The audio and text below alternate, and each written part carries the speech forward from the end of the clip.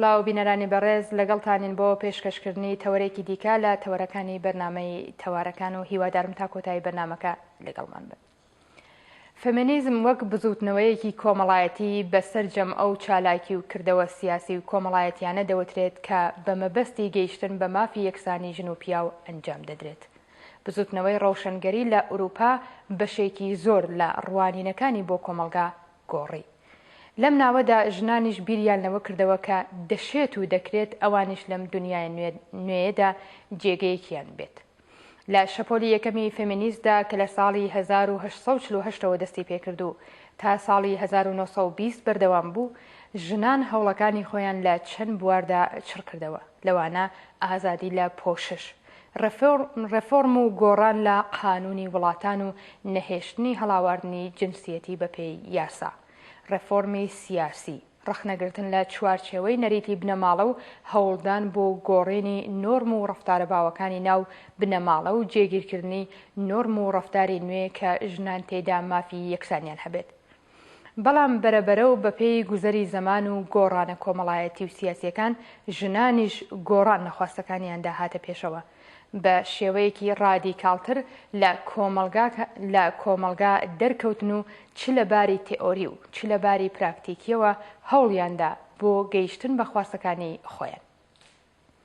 سەرجەم ئەم هەوڵانەش لە چوارچێوەیەکی گشتگیردا لەگەڵ ئەوەی هەوڵە بۆ نەهێشتنی هەڵاواردنی جنسیەتی، هەوڵدانە بۆ دروستکردنی کۆمەلگایەکی یەکسان و لە ئێستادا فەمینیستەکان لە پێشەوەی سەرجەم زوتنەوەی ڕزگاری خوازەکان و پێشاهەنگ و پێشەنگی یەکسانی خوازی لە دنیادا.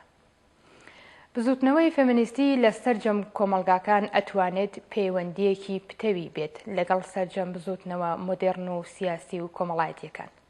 خواستی بزوتنەوەی فەمینیستی گۆڕانە لە چوارچێوەی دیکتاتۆری کۆمەلگادا، چ چوارچێوەی داخراوی بنەماڵە و چ چوارچێوەی داخرا و نادیموکراتی وڵات. لەمڕۆدا پێویستە گرنگی بدرێت بە پێگەی ژنان لە بزوتنەوە کۆمەڵایەتی و سیاسیەکاندا. ژنانیش پێویستە وەک ژن لەو بزوتنەوەنەدا بەشدار بن و بتوانن کاریگەریان هەبێت لەسەر ئەو بزوتنەوەیە، بەوەی کە لەو ڕەفتار و پەیڕەوی ناوخۆ هەر کام لەو بزوتنەوەنەدا گرنگی بدرێت بە پرسی یەکسانی جنسیەتی.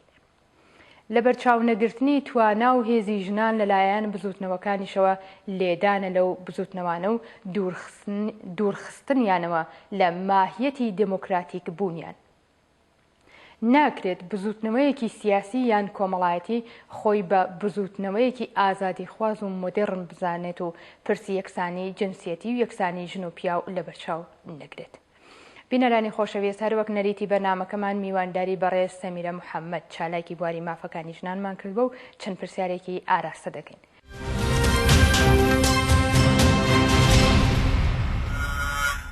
وەک یەکەم پرسیار لەم بەڕێزە ئەوەیە کە فێمینیزم چییە و چۆن پێناسە دەکرێت؟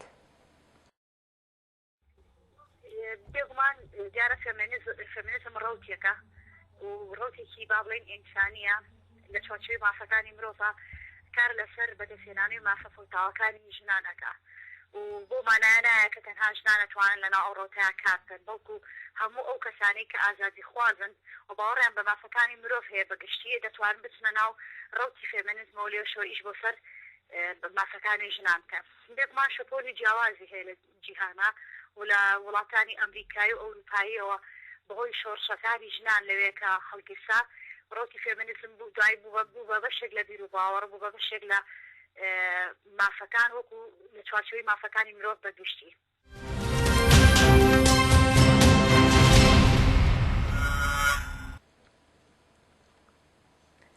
پەیوەندی نێوان بزوتنەوەی فێمینیستی و بزوتنەوە کۆمەڵایەتی و سیاسیەکان چۆن دەبینێت؟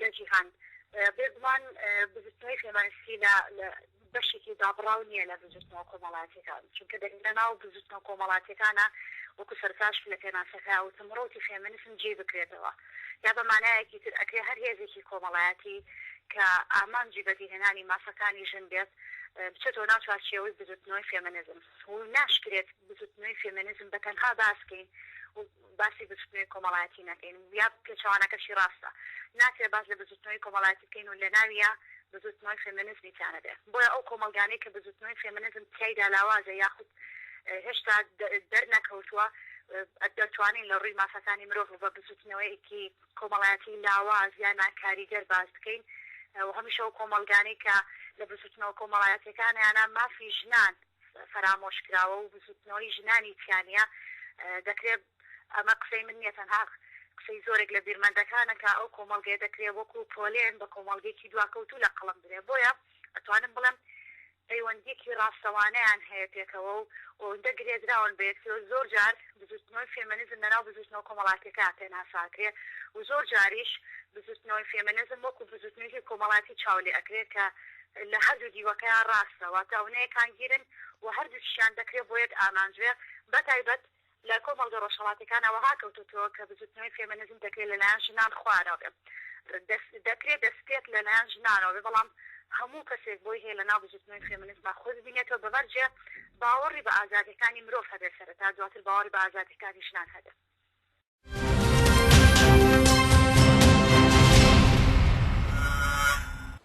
فێمینیزم لە کۆمەلگایەک وەک کۆمەلگای کوردیدا مێژوویەکی کۆنی نییە. ڕەنگە وەک چەمک لەلای ئێمەی کورد چواردەیە بێت کە ئیشی پێدەکەن و پێشتر بە ئەدەبیاتی سیاسی و کۆمەڵایەتی نامە بووە.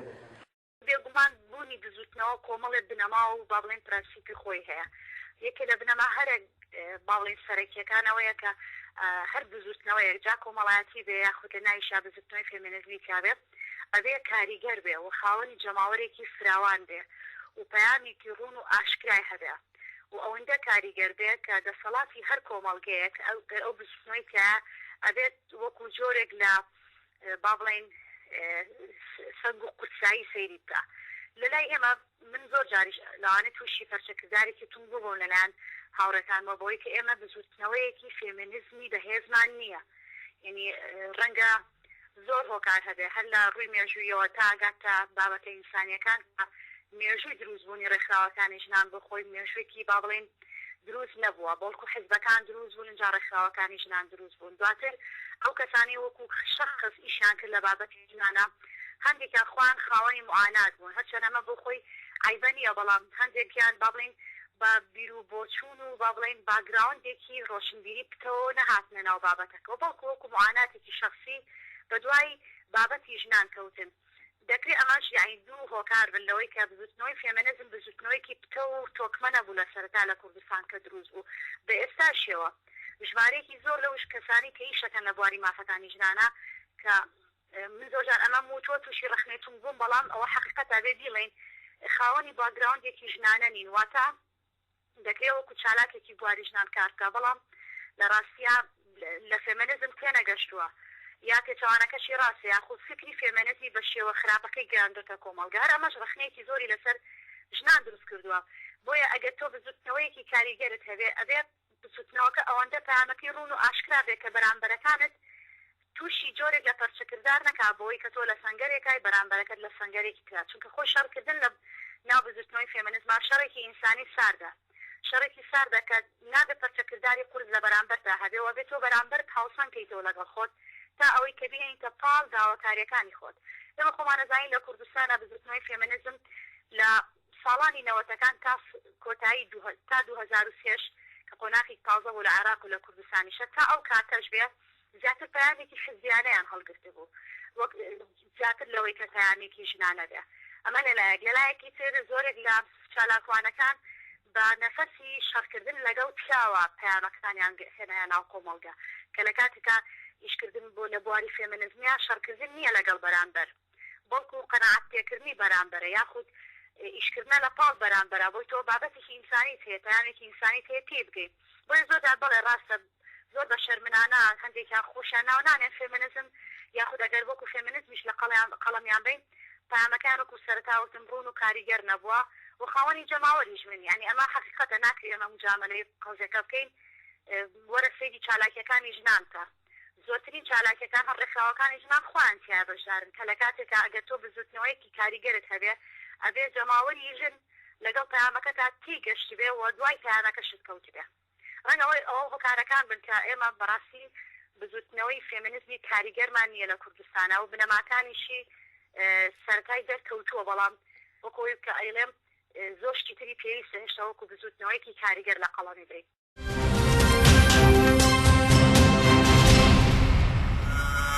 فەمینیزم لە کۆمەڵگایەک وەک کۆمەڵگای کوردیدا مێژوویەکی کۆنی نییە. ڕەنگە وەک چەمک لای ئێمەی کورد چوار دەیەبێت کە کاری پێدەکەن و پێشتر بە ئەدەبیاتی سیاسی و کۆمەڵایەتی نامۆ بووە.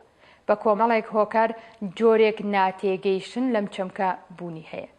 لەلایەکەوە سیستەمی پیاوسالاری کۆمەلگا هەموو هەوڵێکی داوە هێرش بکاتە سەر ژنان و چالاکانی ژنان و سیستەمی پیاوسالاری کۆمەلگای ئێمە فەمینیزم نەک بە بزوتنەوەیەکی یەکسانی خواز بەڵکو بە بزوتنەوەیەکی دژە پیاو پێناسە دەکات. لە حاڵێکدا بزوتنەوەی فێمینیستی نەک دژ بە پیاو بەڵکو دژ بە پیاوسالاری و کەلتوری پیاوسالاریە. بەداخەوە بە کۆمەڵێک هۆکار خودی ژنانیش نەیانتوانیوە بە شێوەی شیا و ڕەوشنگەری بکەن لەم بارەیەوە. یەکێک لە گەورەترین کێشەکانی بەردەم بزوتنەوەی فەمینیستی لە کوردستان کێشەی تئۆریە. بەو مانایە فەمینیسم و بزوتنەوەی فەمینیستی لە کوردستان لە فەقری تئۆریدایە. بزوتنەوەی فەمینیستی لە کوردستان بەهۆی فەقری تئۆریەوە هەروەها بەهۆی دەسەڵاتی توندی سیستمی ئاینی و پیاوسالاری کۆمەلگا نەیتوانیوە خۆی وەک بزوتنەوەیەکی گشتگیر بخاتە ڕوو تەنانەت لەوەش دەترسێن بە خۆیان بڵێن فەمینیست. لە حاڵێکدا فەمینیستەکان لە دنیا پێشەنگی سەرجەم حرەکەتە مۆدێرنە سیاسی و کۆمەڵایەتیەکانن لە ئێستادا.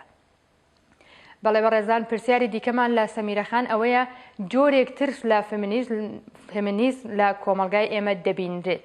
هۆکاری ئەم ترسە بۆ چییە؟ تەنانەت چالاکانی فەمینیستیش بەو جۆرە ناتوانن بە خۆیان بڵێن فەمینیست.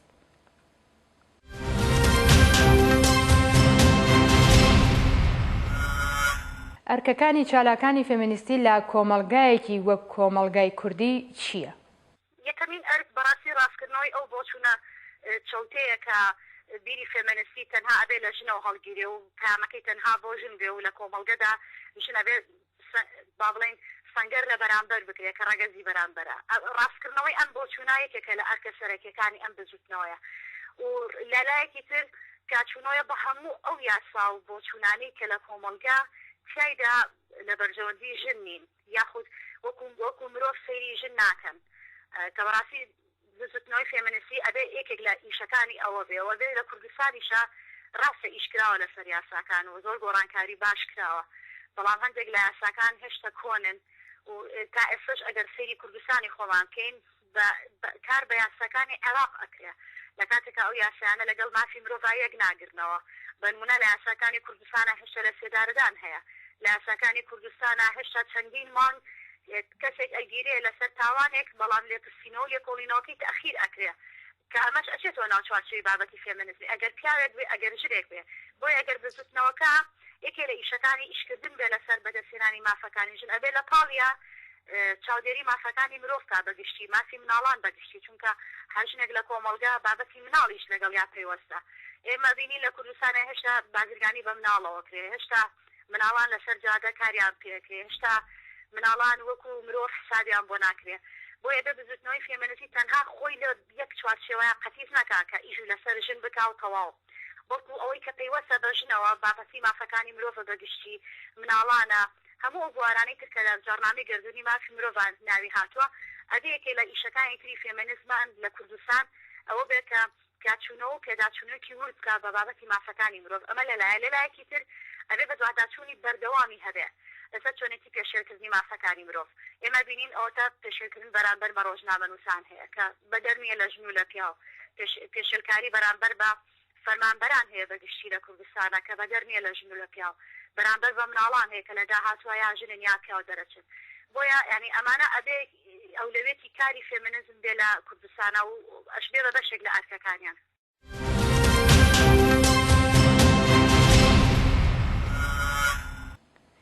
پرسیاری کۆتاییمان لەو بەڕێزە ئەوەیە کێشەکانی بەردەم بزوتنەوەی فێمینیستی و چالاکانی فێمینیستی لە کوردستان چییە؟ بەڵێ یەکێ لە بربەستە گرنگەکان بەربەستی مێژوویە بەڕاستی و سەرتاوتم مێژوویەکی دەوڵەمەندمان نییە لە فکری فێمینیستی، بۆیە بۆ بشکاندنی ئەو بەربەستە بێ ئێمە ژێرخانێکی فێمینیستی دروستکەین لە کوردستان. بۆ نمونە فێمینیزمی کوردی دەیەوێت چی بکات و لەکوێ خۆی ئەبینێتەوە، ئەرکەکانی کامانن، مەهامەکانی کامانن، مافەکانی کامانن، ئەوێ بگا بە چ ئاراستەیەک، چونکە ئەگەر تۆ سەرەتا و داهاتوت لەناو هەموو بزوتنەوەیەکە دیاری بکە. یەکێ لە بربەستەکان بربەستی مێژوویە، یەکێ لە بربەستەکان بربەستی یاساییە. زۆرێک لە یاساکان ڕێگری لە کاری فێمینیستیەکە و ئەو یاسایانەی کە جیاتاری تێدایە لە کوردستانە 80 پەیڕەوە کرێن، لە عێراق 80 پەیڕەوە کرێن، لە زۆرێک لە وڵاتانی دنیا. ئەبێ فێمینیست لە کوردستانە یەکێ لە بربەستەکان کە ئیشکێنێ گۆڕینی ئەو دەقە یاساییانەیە کە تایە بە ئاشکرار جیاتاری فێمینیستی تایە. یەکێکی تر لە بربەستەکان بربەستی خودی ژنان خۆیان، کە ئەگەر تۆ هەموو لایەنەکانی تر فراهەم کەیت، هەموو بوارەکانی تر زمینە ساز بێ بۆی کە فێمینیسم لە کوردستانە کارکە، خودی ژن خۆی ئەبێ کە یەکێکە لە بربەستە قورسەکان. خودی ئەو ژنانەی کە لە ڕێکخراوەکانی ژنانن یەکەمیشت خۆدەوڵەمەندکردن و خۆڕۆشنبیرکردنیان بە فکری فێمینیستی ئەکرێ باشترین چارەسەر بێ بۆ ئەو بربەستەی کە ژن بۆ خۆی دەوڵەمەند نییە بۆ بیر و بۆ چوونە. ژن خۆی نازانێ ئاراستی فێمینیستی لە کوردستانە ئایا بەلای فێمینیستی ڕادیکاڵە ئەڕوا، بەلای فێمینیستی لیبراڵە ئەڕوا، بەلای فێمینیستی با بڵێن سۆشیالە ئەڕوا، لە کام سەر کام شەپۆ لە کارەکەین. یەکێ لە بربەستەکان ژن خۆیەتی کە ئەکرێ لابردنی ئەو بربەستە هەر لە خۆیەوە دەست پێ بکات بۆی کە خۆی دەوڵەمەندکە و سەر بە کام ئاراستی فکری فێمینیستیەوە لە کۆ ئیشکا. بەنمونە ئێمە ئەمانەوێ وەکو لیبراڵەکان هاوشانی پیاوان کە کارکەنیا وەکو ڕادیکاڵەکان پەرچەکرداریمان هەبێ بەرامبەر بە بۆچوونی پیاوان. ئێمە لە کۆمەڵگەی پیاو سالاریین ئەمانەیە کۆمەڵگەیەکی دایک سالار دروستکەین کە ڕادیکاڵەکان بەڕاستی باوەڕیان وایە، یاخود نەخێر باوەڕمان بەوە نیە و شتێک نییە لە گەردونە ناوی پیاو سالار و ژن سالار بێ، بەڵکو مرۆڤ سالاری پەیڕەوکەین. بۆ یەکێ لە ژن خۆیەوە دواتر بربەستە یاسایەکان بشکێنێ، دواتر بربەستە مێژوویەکان جارێکی تر چاکاتەوەی بە دەوڵەمەندکردنی شێرخانێکی پڕ لە زانیاری فێمینیستی و لە هەمووشی بربەستی زانستیمان هەیە. ئێمە هیچ لە کوردستانمان نە لێکۆڵینەوە، نە بەحسی دەرچوونی خوێندکارەکانمان و نە کتێبخانەکانمان، نە دامەزراوەی استراتیجیمان هەیە بۆ لێکۆڵینەوە لە فکری فێمینیستی. دامەزراندنی ئەوە ئەکرێ ئەو بربەستە زانستیش بشکێنە کە هیچ زانیاریەکی بەردەستی کوردی نییە کە ژنان پەروەردە بکات لەسەر فکری فێمینیستی و پیاوانیش هان بدا بۆی لەناو فێمینیستیا خۆیان ببینەوە.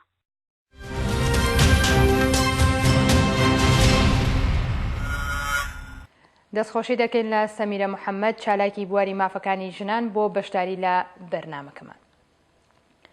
بزوتنەوەی فێمینیستی لە کۆمەڵگایەکی وەک کۆمەڵگای کوردستان لە چەند ڕوەوە خەبات دەکات و پێویستە خۆی بۆ چەند بەرەی خەبات لەباری فکری و تئۆریەوە لەباری پراکتیکیشەوە ئامادە بکات.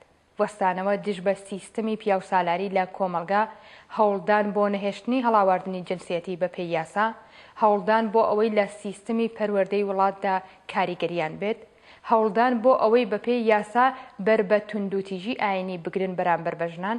کۆمەڵێک ئەرکن کە چالاکانی فێمینیستی پێویستە جەختی لەسەر بکەنەوە و خۆیانی بۆ ڕێکخراو بکەن. کێشەی گەورەی بزوتنەوەی فێمینیستی کێشەی ناڕێکخراوبوونیەتی. پێویستە ژنانی کورد خۆیان ڕێک بخەن بەوەی بتوانن کاریگەریان هەبێت لە کۆمەلگا و خواستی خۆیان لە کۆمەلگا بکەن بە ئەرزی واقع. ئەوان پێویستە ڕووبەڕووی سیستەمی سیاسی و کۆمەڵایەتی جێگر ببنەوە. ژنان لە کۆمەلگای کوردستان وەک سەرجەم کۆمەلگاکان پێویستە هەوڵ بدەن کاریگەریان هەبێت لەسەر جەمکەکانی دەسەڵاتی سیاسی و فەرهەنگی و یاسادانان و بەم شێوەیە هەوڵ بدەن بۆ گۆڕینی ئەم بنیادنانە.